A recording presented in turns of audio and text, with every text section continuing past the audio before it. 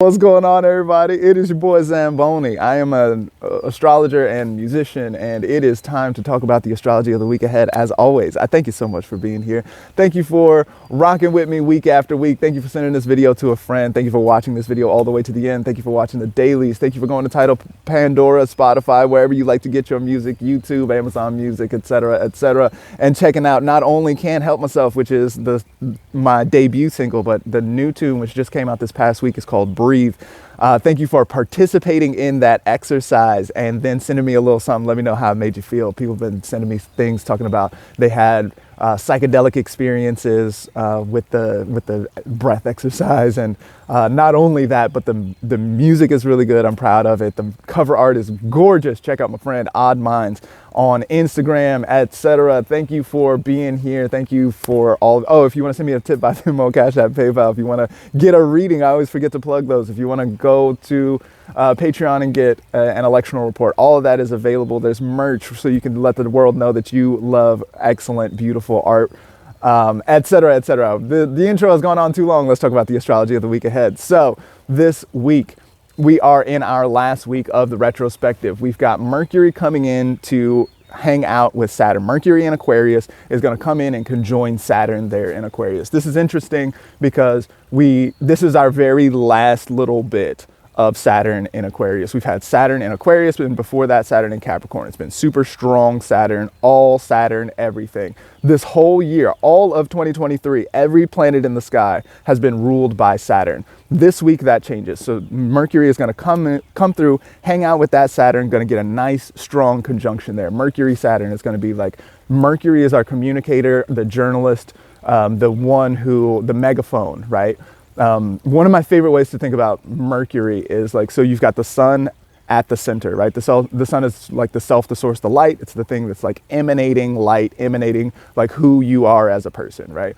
But in order for that light to get out into the world, then it's got to go through the sphere of Mercury, right? Because the sun is in the middle, and then immediately after that is Mercury. And so Mercury's job is to translate this sort of like straight source energy. There's source energy, and then Mercury is going to be like, okay, so how are we going to like translate that? How are we going to give that to other people, tell other people about it in some kind of intelligible way, right? That's Mercury's job. So Mercury is going to come up and hang out with Saturn today. So Saturn or Mercury is going to take whatever is true and raw and real about Saturn and find some way to communicate, to translate that, right? So we get some kind of news bulletin about Saturn this week that seems like it wants to be pretty important, and that it's probably like, this is the very end of Saturn in Aquarius, right? Next week Saturn moves into Pisces, and that's going to start a whole next arc of things, right?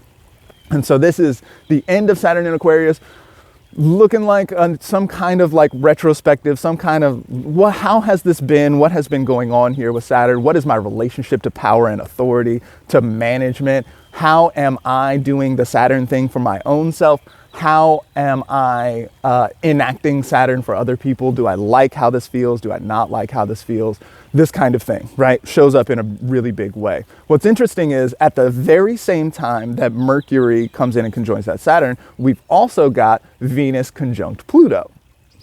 By Pluto, I mean Jupiter. Venus conjunct Jupiter in Aries. So both of those folks have been in Aries for a little while. I launched Breathe under that while the moon was there in Aries as well.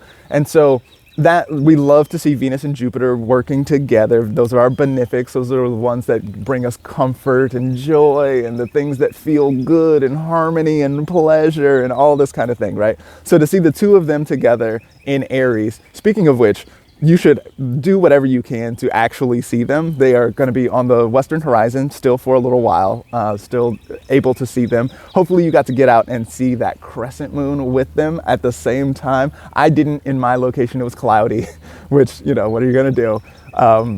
But it's really nice sky viewing right now. We've got these super bright stars that come out immediately as soon as the sun goes down. There's like super bright stars. So that's really amazing to check out. So to see the two of them together like that is likely to be pretty magnificent, not only to look at, but also for whatever is going on with Aries. Aries is trying to get moving at this point because Aries is ruled by Mars, and Mars has had to go through this back and forth in Gemini and all this. Aries things have probably been stalled, have been stagnant for some time. And so Venus and Jupiter wanting to move things forward, wanting to really push on stuff, wanting to say yes to confirm things.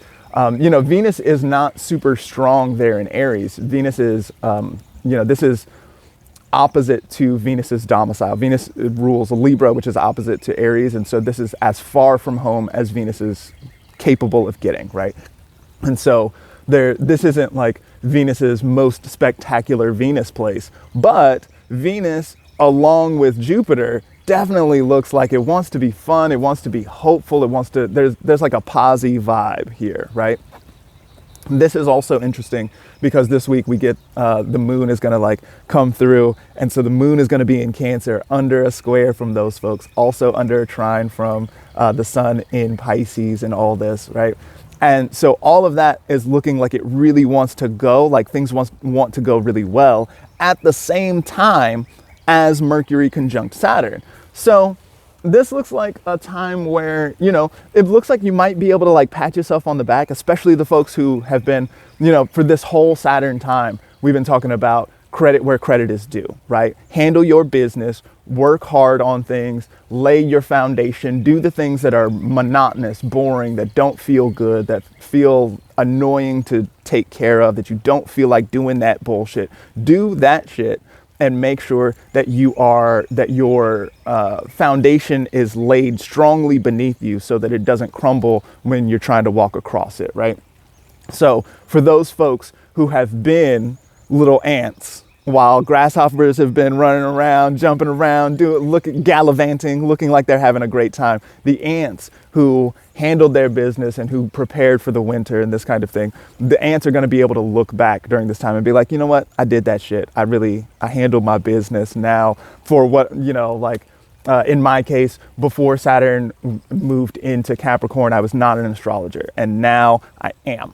I'm like legit with the thing, right? I've done maybe 6,000 or 7,000 readings at this point. Like I've read a lot of charts, I've put in the work and figured out how to become an astrologer, right? Whatever that is for you, you have probably had to grind on some shit for a while, right? And so this moon in Cancer, especially in the middle of the week with the, with the conjunction to Saturn or to Venus and Jupiter conjunct, and Mercury, Saturn conjunct, and those are in sextile signs. So those signs are in sextile aspect to one another. They want to work together, and the moon and Cancer all at the same time. It looks like a nice little time to look back and be like, yo, not only did I do something hard, but I can set my Aries things on top of whatever foundation I've laid in Capricorn and Aquarius. So wherever Aries is for you, for me, that's in the career area. So it makes a lot of sense for me to like try and move on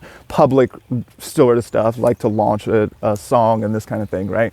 But like wherever that is for you, you can take whatever kind of beneficence is trying to come through there and set it on whatever foundations you have laid with Saturn in the past few years here, 5.5 years. So this is a nice time to look back on all that, to take stock of things. With Mercury and Saturn, there's definitely like Mercury, Saturn is bad news, a lot of times. So it's likely that we're going to notice the flaws in the foundation. Like as hard as you've worked, then there's still going to be bullshit that you still haven't taken care of and all of this kind of thing, right? Like, have you done your taxes yet? And this kind of thing, right? Like there's a lot that still hasn't been done. And so you're going to notice that that's going to be on the table this week, right?